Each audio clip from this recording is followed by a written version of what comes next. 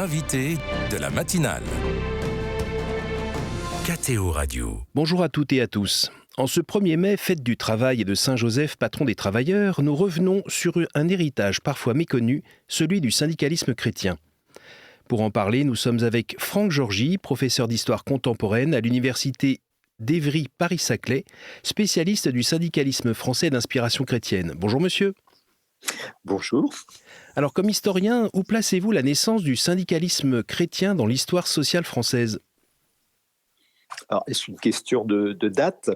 Si c'est ça, effectivement, ce serait dans les années 1880, à partir de 1886-87, avec un premier syndicat des journalistes et surtout le syndicat des employés du commerce et de l'industrie. Ensuite, c'est en 1919 que le syndicalisme chrétien se transforme en une confédération, la Confédération française des travailleurs chrétiens. Alors si on revient aux origines, à la fin du 19e siècle, la révolution industrielle bat son plein. Pourquoi les catholiques décident à ce moment d'entrer dans le champ social et syndical ?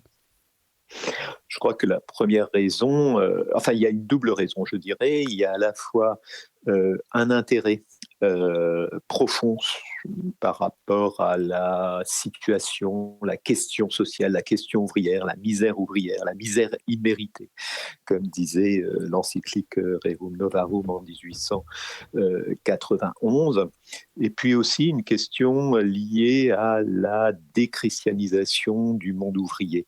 Il s'agit pour l'Église de reconquérir à la foi chrétienne ces masses d'ouvriers qui s'annoncent encore plus nombreuses. Et elle s'intéresse donc à la question sociale en abandonnant le vieux modèle corporatiste qui intéresse encore une partie d'une partie des militants du catholicisme social, mais à partir de 1884, donc la loi Waldeck-Rousseau qui légalise le syndicalisme, des militants chrétiens appuyés par la hiérarchie dans un nombre de cas aident à faire naître des syndicats spécifiquement chrétiens qui s'opposent à la fois à cette misère imméritée, mais aussi aux tentations socialistes ou anarchisantes du mouvement ouvrier. Alors les pionniers, on cite souvent Albert Demain, il y a d'autres figures ? Là, Albert Demain n'est pas véritablement un pionnier du syndicalisme, c'est celui des cercles catholiques ouvriers, mais les premiers vrais grands militants, c'est par exemple Jules Zirneld et Gaston Tessier, c'est eux qui portent le syndicat des employés du commerce et de l'industrie parisien, ensuite qui portent la fédération des employés, puis la CFTC en 1919, dont ils deviennent respectivement président et secrétaire général. Donc c'est intéressant de voir à quel point, je crois, cette première CFTC est portée non par des ouvriers, même s'ils sont présents, de plus en plus présents, mais par des employés. Alors vous en parliez il y a une minute, le syndicalisme chrétien, c'est difficile d'en parler sans évoquer Rerum Novarum, un texte majeur. Que change cette encyclique de Léon XIII dans l'essor du syndicalisme chrétien ? Cette encyclique, elle est inscrite dans les statuts. C'est assez étonnant, mais la référence à Rerum Novarum, elle est très présente. Elle est présente aussi dans certaines chansons de la CFTC de l'entre-deux-guerres. Et c'est véritablement l'ancrage idéologique, je dirais même l'ancrage doctrinal du syndicalisme chrétien. Donc c'est à la fois le refus d'une société qui écrase les ouvriers, le refus des moyens proposés pour lutter contre par ce que je disais tout à l'heure, par les socialismes, c'est-à-dire la lutte des classes perçue comme anti-chrétienne, et des propositions d'une société refondée autour de la collaboration entre les éléments de la production, c'est-à-dire le patronat et les organisations de travail. Et puis la défense de la dignité humaine et du bien commun. Mais comment ce texte a été reçu dans une société française qui, à l'époque, On mangeait un peu du curé quand même.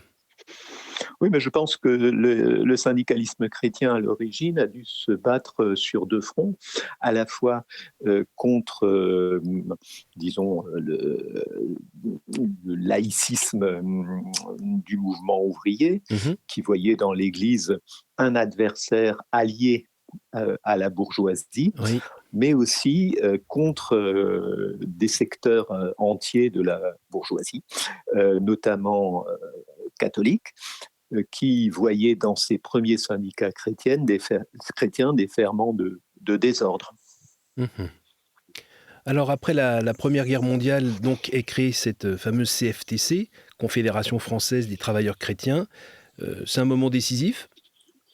C'est un moment décisif parce que cette organisation nouvelle se pose comme une concurrente de la CGT, Oui. avec malgré tout une énorme différence de poids. Le Euh, refus du marxisme? le refus du marxisme, absolument, d'autant qu'en 1919, il y a eu la révolution bolchevique, dont on ne connaît pas encore les conséquences Mmh. sur le syndicalisme français, avant la scission CGT-CGTU de 1921, mais la CFTC se proclame clairement anti-marxiste, anticommuniste, qui lui paraît le danger le plus grave qui pèse à la fois sur le christianisme et la patrie. Et elle se fonde, directement, sur la doctrine sociale de l'Église? Ah oui, c'est clair, hein, je vous disais tout à l'heure que la référence à Rerum Novarum est dans l'article 1er des statuts.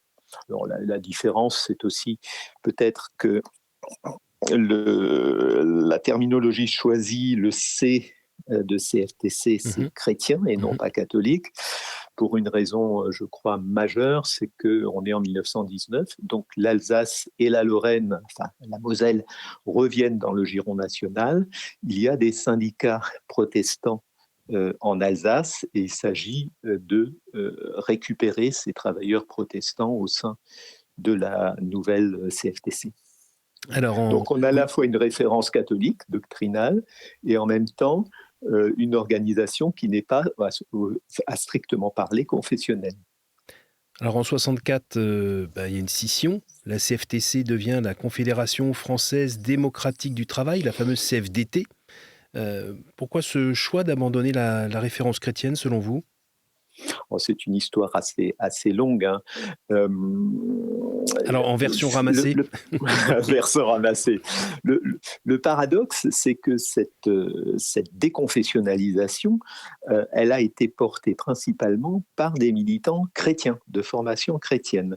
Euh, euh, il y a eu des transformations sociologiques au sein de la CFTC, une poussée des fédérations ouvrières, donc qui bouscule un peu l'esprit employé. Et parmi ces militants qui bousculent cet esprit employé, il y a des anciens militants de la jeunesse ouvrière chrétienne. Mmh. Il y a aussi une transformation, j'allais dire, une évolution idéologique autour de la pensée de Maritain, de Mounier, puis ensuite de Vatican II, l'idée que les chrétiens ne devraient pas s'enfermer dans un ghetto, mais Mmh. s'ouvrir au monde, et que le syndicalisme chrétien avait fait son temps. Enfin, il y avait l'idée aussi que les principes, les idées, la méthode portée par le syndicalisme chrétien, une fois déconfessionnalisée, pourrait permettre à ce syndicalisme de se renforcer, peut-être en fusionnant avec des syndicalismes non communistes comme celui de Force ouvrière, pour arriver à contrebalancer la CGT. Alors que va devenir la minorité qui souhaitait rester fidèle à l'identité chrétienne? Alors cette minorité, c'est environ 30% qui refusent de voter en faveur de la laïcisation, j'allais dire mesurée, mais des statuts, et 10% au total qui vont fonder au musée social rue de Las Cases à Paris une confédération française des travailleurs chrétiens en disant nous maintenons les principes, les statuts et le titre de la Confédération française des travailleurs chrétiens. Mmh. Et de manière plus large, que reste-t-il historiquement parlant de cet héritage chrétien dans le syndicalisme français, y compris dans des organisations devenues laïques, comme la CFDT ? Oui, là c'est tout à fait intéressant parce que bon, la scission, la cassure, la transformation de 1964 ne s'est pas voulue comme une rupture. Le titre de syndicalisme, donc l'hebdomadaire de la CFTC puis de la CFDT, c'est la CFTC se continue dans la CFDT. Elle se continue sociologiquement parce que les militants à 90% sont les mêmes, ce sont largement des militants de formation chrétienne. Dans les années 70, au sein de la CFDT, ça change, puisque la radicalisation socialiste autogestionnaire de la CFDT tente à minorer cet héritage chrétien et insister sur les racines du mouvement ouvrier non marxiste de la CFDT. Et je dirais, ça c'est incarné notamment par la figure d'Edmond May. Et je dirais que plus récemment, par exemple, lorsque Laurent Berger est arrivé à la tête de la CFDT, c'est un ancien secrétaire général de la jeunesse ouvrière chrétienne. L'une des membres de la commission exécutive, donc de la direction, est une ancienne présidente de la JOC. Donc, même si globalement ce type de filiation s'est atténué avec l'affaiblissement des mouvements de jeunesse en général et des mouvements de jeunesse chrétiens en particulier, je crois qu'il y a tout de même aujourd'hui encore, d'ailleurs y compris dans les statuts une nouvelle fois modifiés de la CFDT en 2014, des traces de cette histoire chrétienne.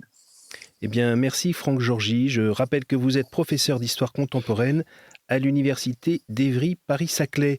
Eh bien, bon 1er mai et bonne journée à tous. Merci beaucoup. Au revoir.